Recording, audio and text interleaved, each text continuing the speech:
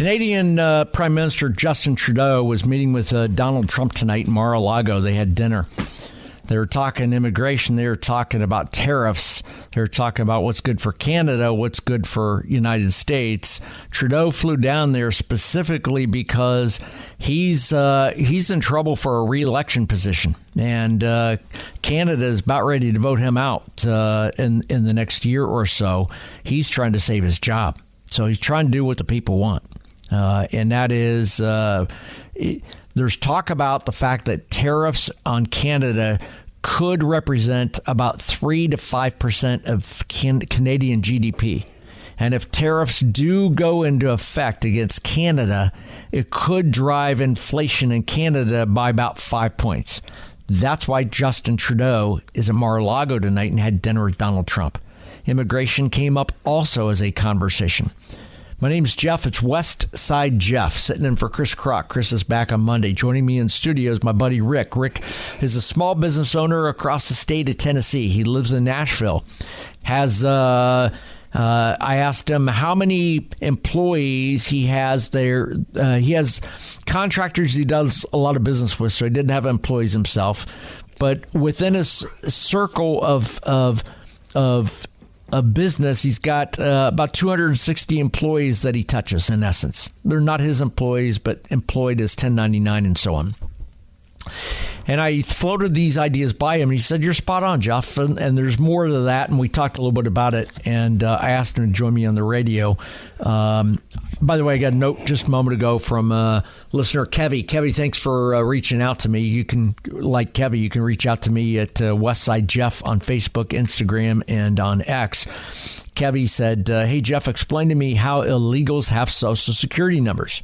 They certainly can't have valid ones that were issued to them by the government. They must be stolen numbers. I also used to work for a big painting contractor that also used illegals. We were paid under the table. We didn't pay into Social Security or Medicare." Kevy, I'll answer your question here in about 4 minutes. If you have some comments or thoughts, you can hit me up across social media at Westside Jeff, or pick up the phone, dial 800-288-9227. That's 800-288-WBAP. Rick, you said a couple things to me in the last several minutes. One of the things you said is government loves inflation. I said, explain that to me. Hit me. Oh, well, basically, during inflationary times, the government brings in additional revenue from the increased interest rates, and which would be great, but maybe they justify it to help spend more money. I don't know. Tax and spend. That's exactly what the Biden administration did. Tax and spend. It's exactly what they did. Inflation was good from their perspective of bringing in additional revenue, and what they did is he on the other end is printed money and actually went out and started spending money. But it hurt me and you and the consumers because, inflation.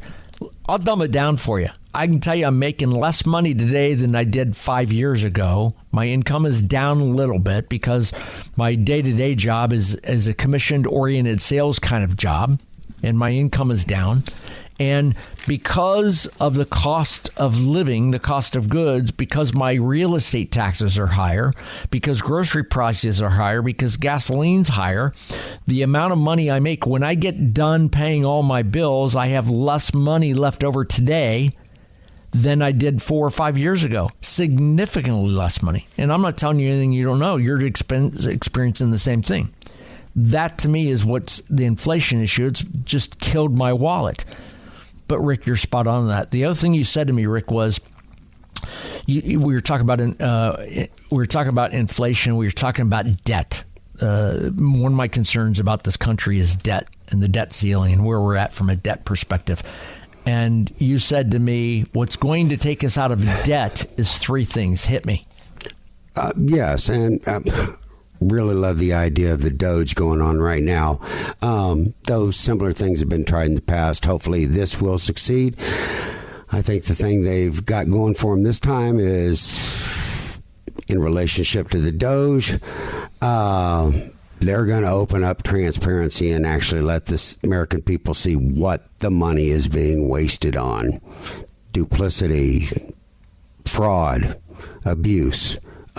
the American people will see it. And by the way, fraud, we're going to come back to fraud in about 2 minutes and answer Kevy's question. Continue what you're saying. Yes, and the other thing is this thing of government regulation. Now, I heard some stats last week that under the first Trump administration, regulations cost Americans about $600 billion. I'm not sure. But under the Biden administration, it amounts to $1.4 trillion. Now, who that hurts is the small businessman, because the large businesses, the large corporations, they have the legal resources. The American small businessman does not. So increased regulation is a big expense and leads to inflation. The other thing is oil. You restrict oil, the price is going to go up. And one thing I'm just hoping is when Trump and the Doge goes to work, he continues to have the support of the American people. And Texans, because support it. There's going to be cuts. And I don't think they're going to be unreasonable cuts, but we've got to reduce the spending in America.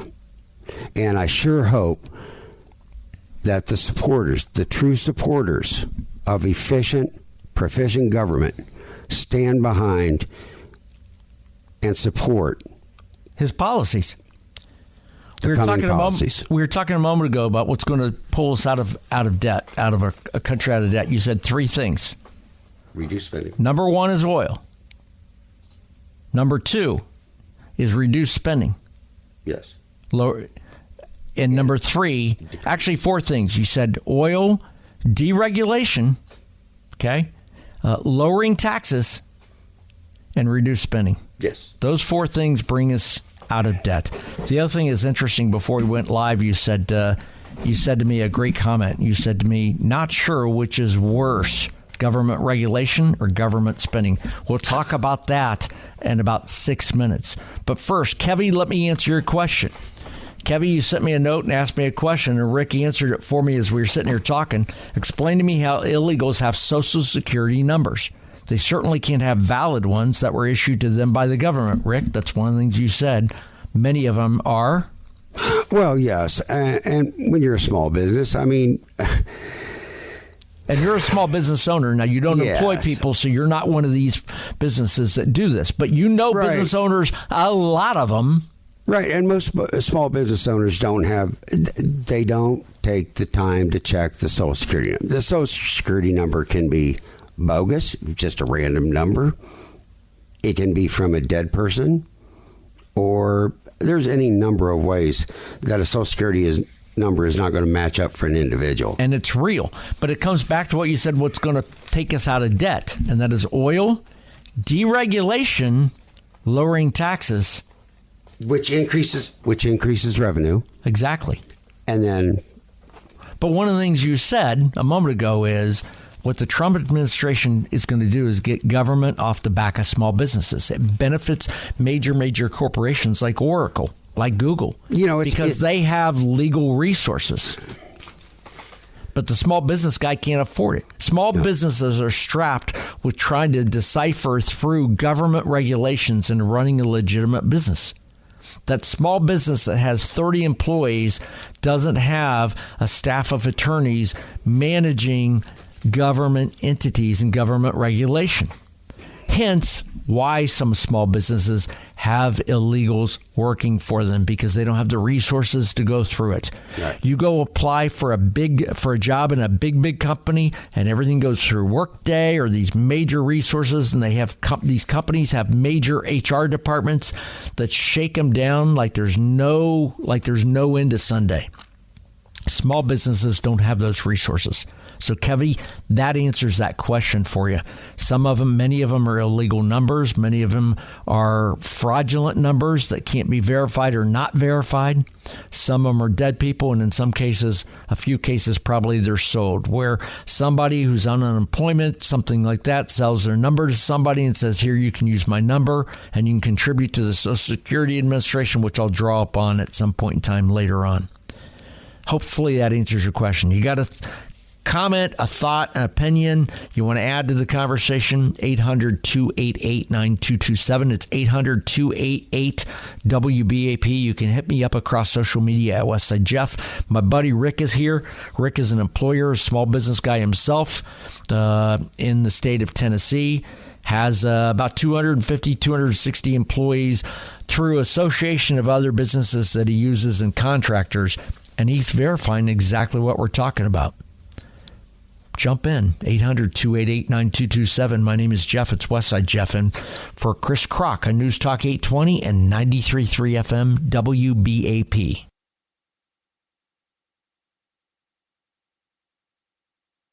So my buddy Rick had to blow the studio. He said he's getting tired. He's got to go home, hit the sack. You know what? 70 years old. He's an old man. He turns 70 tomorrow. He's in town for Thanksgiving holiday weekend, but I appreciate Rick stopping in. You can tell from listening a little bit, Rick and I have known each other a long time, and he came in town, and we were having pizza earlier tonight at the house, and he just chewed my ear off. I said, Rick, I appreciate what you're saying, man. I got to go. I'm on the radio. Come on, join me. You're going to go talk, and the rest is history. Rick adds a unique perspective to this because he's a small business owner himself in the state of Tennessee. He does business across Tennessee, Kentucky, several states, Georgia, and in the trades industry. And you heard him say there's not enough tradesmen out there, and he's right on target. He doesn't employ people specifically, but he works through other vendors and contractors. I said to him, how many people are employed through your business model? And he said at least 250. And he validated everything I'm talking about. And what I'm talking about is I have a small business owner, a different one who I talked to a couple weeks ago, that said immigration will never, ever get fixed. And that's because government needs illegal or undocumented workers to fill jobs in America at $30 and $35 an hour and to contribute a portion of their income to Social Security, knowing they'll never take money out of it. They contribute to our society. I got a moment. If you want to interact with me, 800-288-9227. That's 800-288-WBAP. I'm also on social media.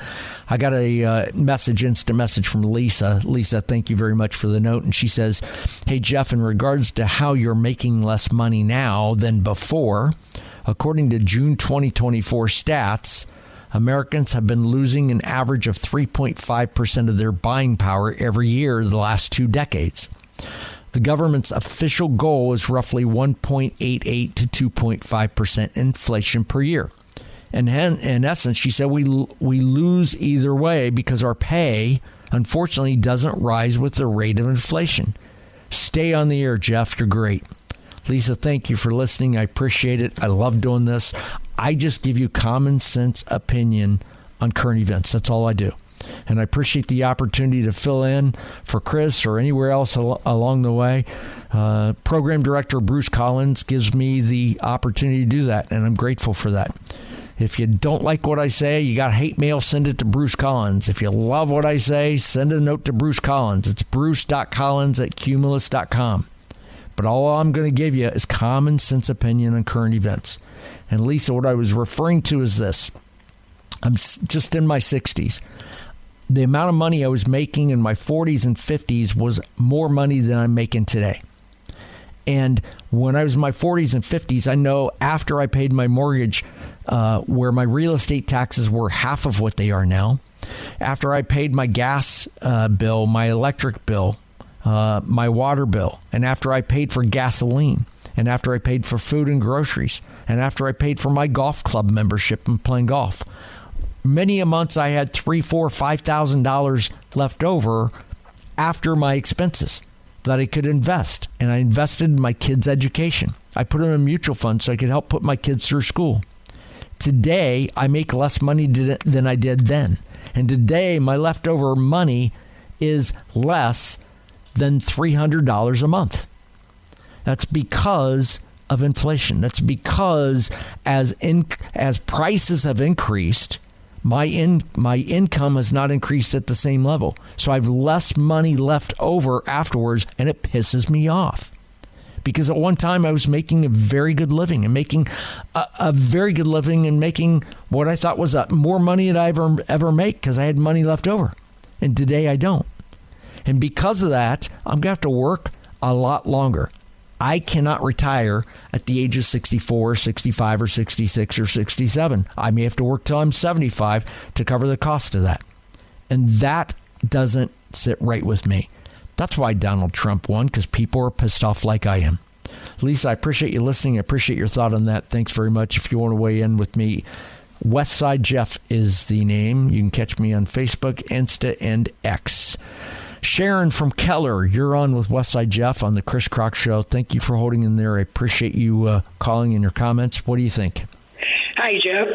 I want to tell you it's a fallacy that big companies have HR departments that can go through these green cards, these applications. You're not allowed to question. That's discrimination. So you hire the individual. You look at the green card. The fake looks better than the actual real green card. You hire that person.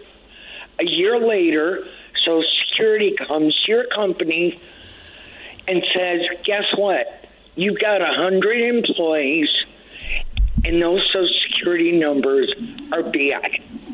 So you round up the group, you say to them, there's something wrong with your Social Security number. So you know what they do? They go away. They come back with a different name. Big companies are in the same, they have the same problem as small companies. You're not allowed to question this. It's discrimination. How do we stop this? Great question. How do you stop it, Sharon? You sound like somebody who knows a little something about it. You're in control. What do you do? How do you fix it? Unless you've got, the Social Security Department coming up immediately and saying, no, that's wrong.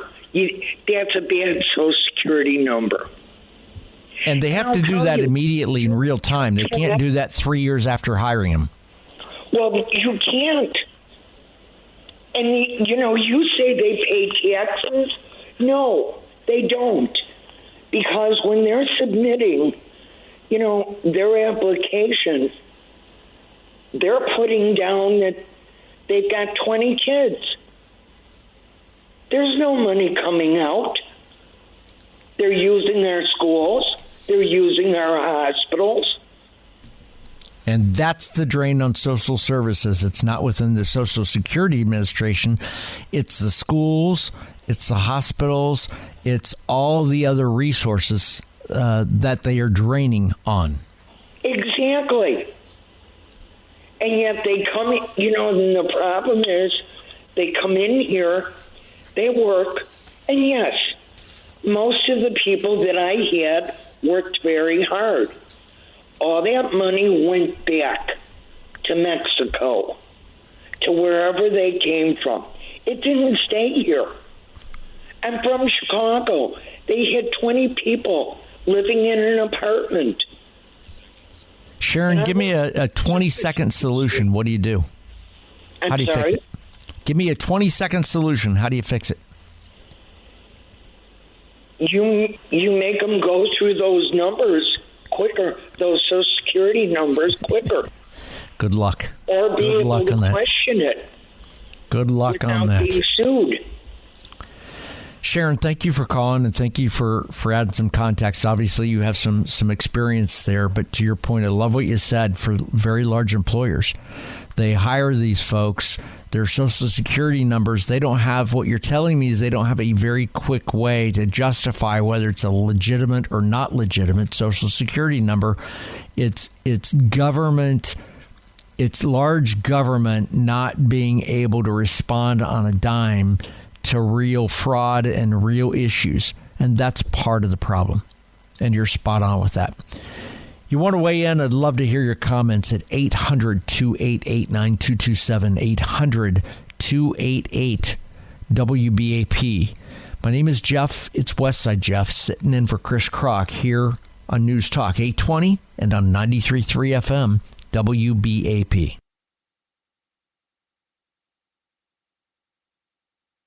I asked the question just a little while ago. I've asked it a couple times tonight. At what point in time was it acceptable? When did it change? That it's acceptable to go into a retail store, to go into public, dressed like you just rolled out of bed or just out of the shower.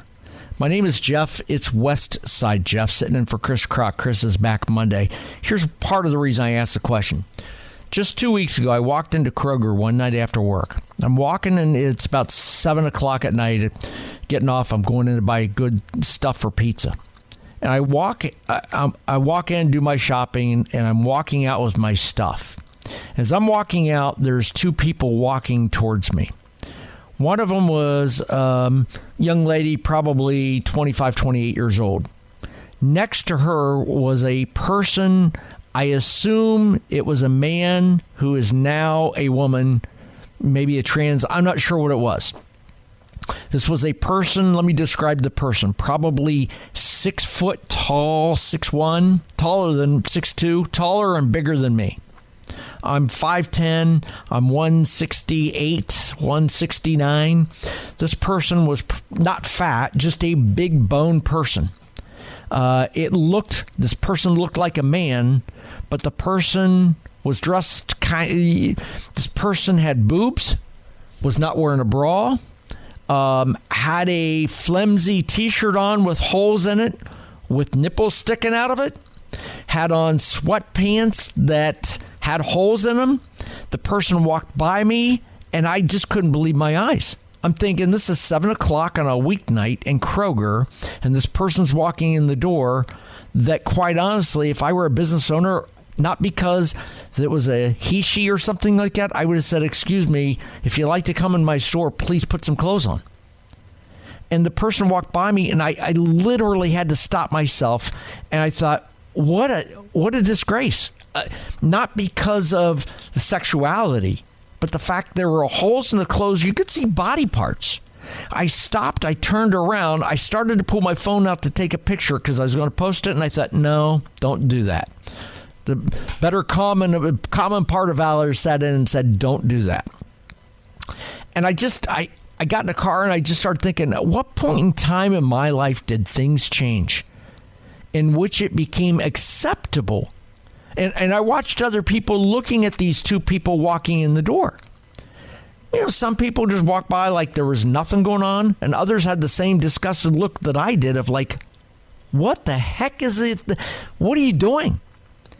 And I just thought, what point in time did somebody think it was acceptable to dress like that in public and go into a retail store?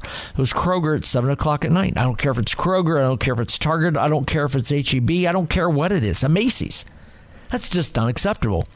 Since then, I've seen 3 times women probably in their 20s, 25 to 35-year-old range, again, with holey sweatpants on. One of them I looked at as she walked by is a bigger, heavier set woman, and she had a big old hole in the back of her sweatpants. You could see the crack of her rear. Wasn't wearing any undies, walking past me. I'm thinking, what are you doing? Another woman I saw very similar, who literally looked like she stepped out of the shower with jammies on and had her hair wet, still rolled in a towel. Now, at what point in time did that become acceptable in public? To me, it's not acceptable. I don't care your sexuality. I don't care your gender. Put some damn clothes on. I have 2 daughters, and I've told them all the time, don't dress in a way that makes you stick out, that makes guys look at you in a very sexualized way, because that's what you're going to get. Don't do that. My name's Jeff. It's Westside Jeff. Love to hear your opinion, your thoughts. What have you seen in stores? It's Black Friday, big shopping day, big shopping weekend. I'm not the only one that sees this kind of stuff. What have you seen that has surprised the heck out of you? Have you ever stepped up and said anything about it? 800-288-9227, 800-288-WBAP. Also talking about illegal immigration and Social Security and what's going on at the level of government. Got a few calls I want to hit through. Let's start with Steve from Carrollton. Steve, thank you for listening. I appreciate your comments on this. Thanks for holding on in this. Talk to me, baby. Talk to me. Can you hear me? I got you. Can you hear me now? Yes, sir. I got you. I called about the economic issues. I wanted to make a comment on economic issues. Although at the moment I'm actually in a Walmart in Carrollton, Texas, and your comment about the dress is resonating with me. I currently see people in pajama bottoms. Well, at least they don't have holes in them with body parts sticking out, right? Yes, that's correct. Well, and it's not just Walmart. It's not just, people want to say Walmart. It's not just, I saw it in Kroger. Sure. Hey, might be a little upscale in Kroger, right? You might not expect it there. Well, the reason I'm calling is because one of your topics tonight is economic, and one of our observations collectively we make is that the price of gas and eggs and all consumer goods, the entire economic landscape, like you described, is changing, where we don't have enough money at the end of the month. So I want to comment on that. Please. What's happening? Your caller mentioned that there was a slow and steady, 2.8, 3.2% increase in inflation every year. Yep. So that's not price inflation. That's not the cost of goods and the cost of doing business in our economy. That is the inflation of the money supply.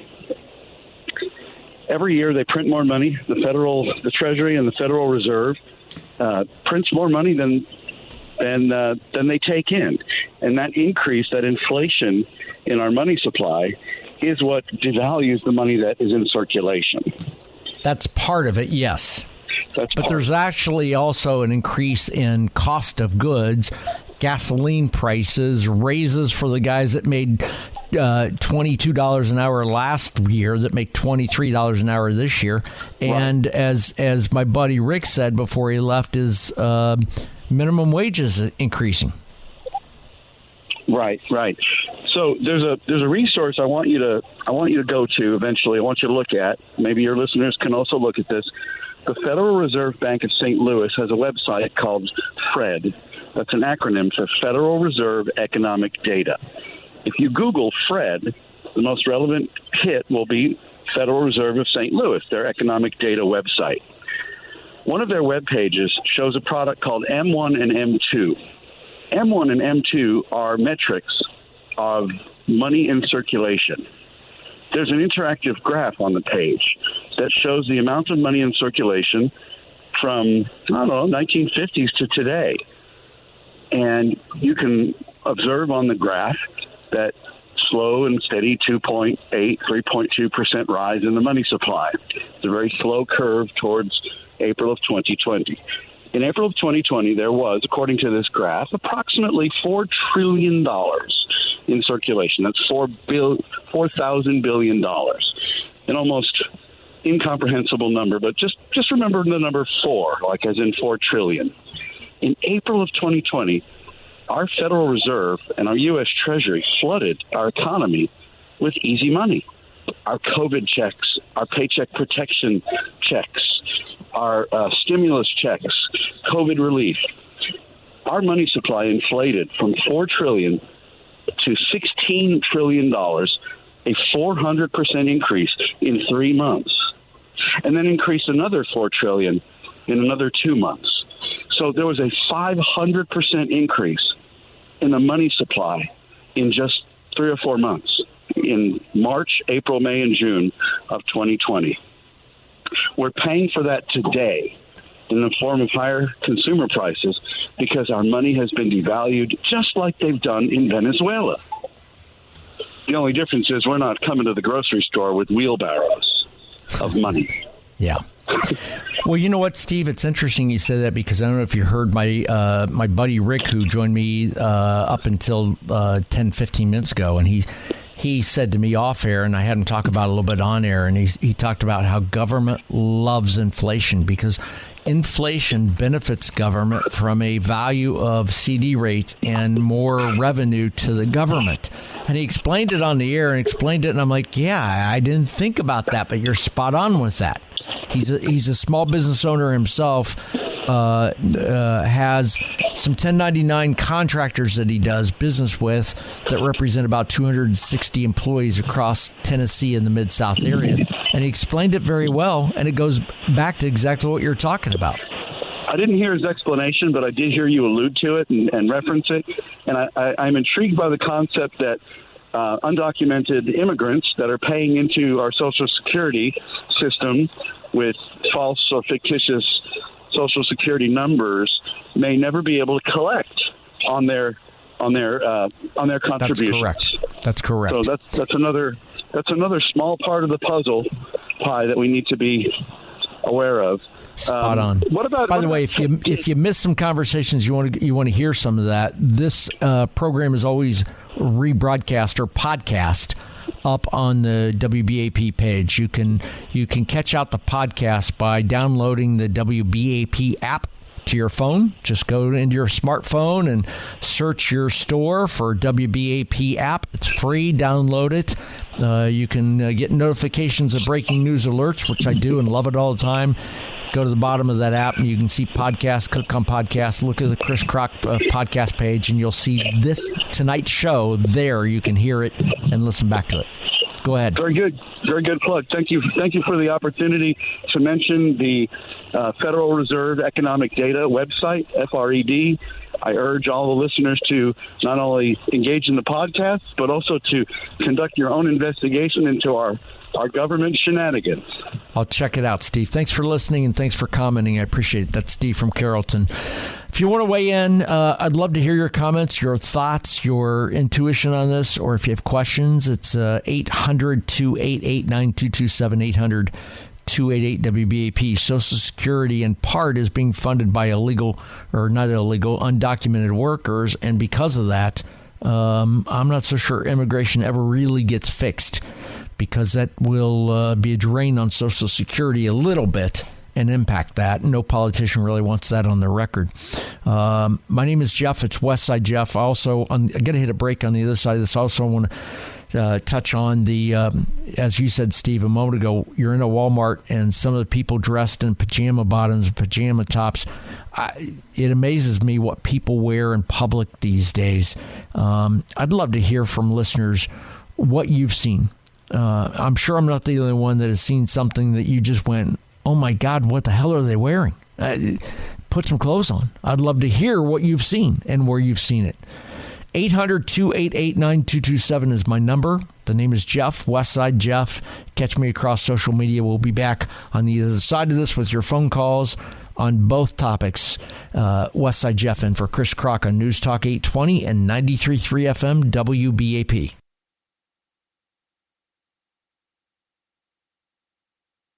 Westside Jeff in with you in place of Chris Kroc. Chris is back Monday night. He'll be taking some time off, and the team will be taking some time off in December. So I'll be back on evenings several weeks through December. I appreciate you listening. I appreciate your comments. My story is simple. I was born and raised up in the state of Ohio. And I didn't grow up and want to be in talk radio. I didn't groom to be a talk radio host. I just happened to be at the right place and right time.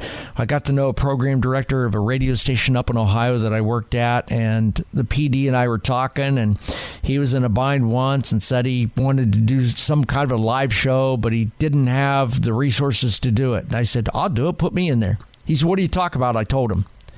He said, what if you get no callers? I said, Mike, how many times have I sat here in your office and we've had a conversation about something and you kicked me out and said, would you get out of here? Because it went 20, 30 minutes. And he stopped. He looked at me. He said, okay, you're on. And he gave me a shot. And after I kind of talked my way into it, I was like, uh-oh, now what? That made me nervous thinking about the opening a mic and having a conversation. But then I got the gumption up and said, what the heck, I'm going to do it. His mindset afterwards, we talked about it afterwards, and he says mindset was he had nothing to lose. He said, you know what? It was Saturday late in the afternoon, And he said, I figured I'd put you on. It was a good test. It's Saturday. What the heck? If it fails, it was a one-time experiment. But who knows? At the end of the show, he called me on the way home, and he said, dude, you missed your calling in life. That was brilliant. You're great. And I'm like, really? And he's like, I want to use you again. And I said, man, I got the bug. I'll do talk radio from midnight to 6 a.m. on a station, little AM station up in Ohio where I was from, Columbus, Ohio, when nobody's listening. And he laughed. He said, no, you made it. You passed. You're on the big stick. I'm putting you there. And he used me every now and then to fill in. And it kind of turned into, I just came up with the name Westside Jeff because I'm born and raised up in Columbus, Ohio. I was born on the west side of town. It's a lower socioeconomic area. That is a tough neighborhood. There were a lot of Jeffs in my neighborhood. And some of my buddies referred to me as a hillbilly, some as a redneck. Somehow the name Westside just stuck out. They said to me, you're just so Westside. And hence Westside Jeff. And so as I got on the radio and started talking, I kind of gravitated to a statement pretty simple that really sums me up. And that is, I just give you common sense opinion on current events. I follow current events. I'm not a history buff. I love watching the news, reading the news. What's in the news today? Topic of the day. I love going into restaurants sometimes alone and sitting there and just listening to other tables around me and what people are talking about. Because if you want to do good talk radio, listen to what other people are talking about. What's on their mind? And I listen to folks. I listen to news. And I find myself, I'm a processor. So I'm cerebral. I think about it. And I listen to what people have to say, whether it be on the news, in printed publications, and people I associate with. At the end of listening to them, I generally think about it. I usually get both sides of the story. I analyze it, and then I find myself having an opinion. And that's how I end up getting on the radio. And that's why also I give you common sense opinion on current events. I'm not always right. I'm not the brightest guy. I'm not the smartest guy in the room. I'm not a know-it-all. I just have an opinion. And my opinion's pretty simple. And that is, our country has gone in the wrong direction, and that's why Donald Trump won the election. There's a lot of things about government that is broken. People are asking me all the time, what is with Trump's nominees? You want me to tell you what Trump's doing in nominees? All of his nominees, after his third nominee, people asked me what was going on. They said, it's pretty simple in my book. What I'm looking at in Trump and his nominees is he recognizes why he got elected. People are pissed off and they're angry.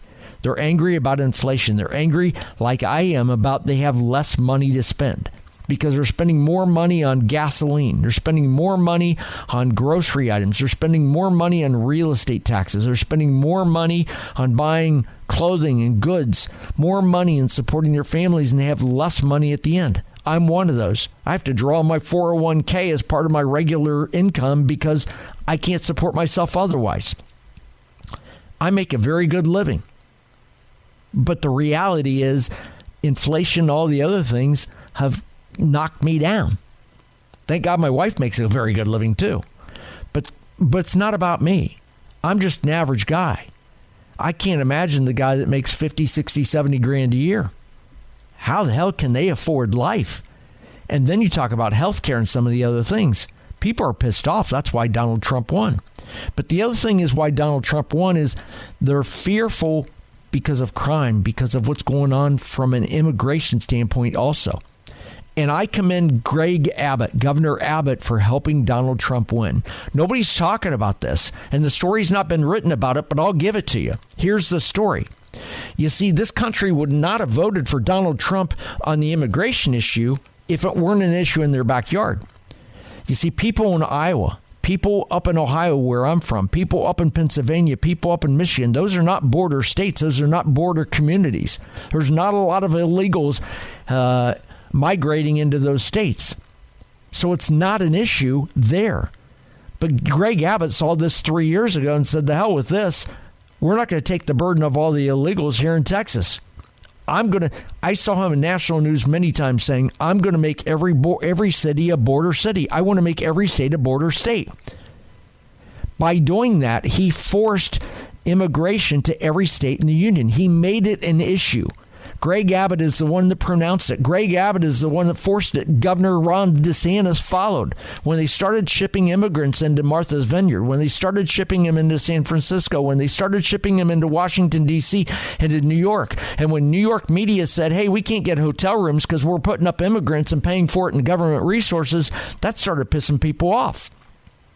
But if that had not been happening, guess what? New York wouldn't have swung 10 points from the Democrats to the Republicans on this election. You see, Greg Abbott forced immigration into the rest of the country, and that's why Donald Trump won.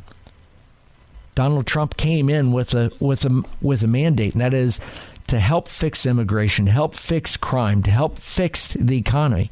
I contend you can't fix immigration. We need major overhaul. And part of the immigration issue is the fact that we need undocumented workers to contribute to Social Security and Medicare and other resources that they will never drain upon, they will never draw upon. And that's my contention. My name is Jeff. It's Westside Jeff. I'm lucky enough to be sitting here behind the microphone having a conversation with you of common sense opinion on current events. I thank this company and the station for allowing me to do it, like Bruce Collins, and I look forward to being back in December. And I will continue to talk about common sense opinion and current events. And I will always give a platform to you. I will always give you your voice. I will always, even if you disagree with me, I love those folks. I want you to have a platform. That's what talk radio is. It's a great conversation with the community, and I will have a conversation with you anytime.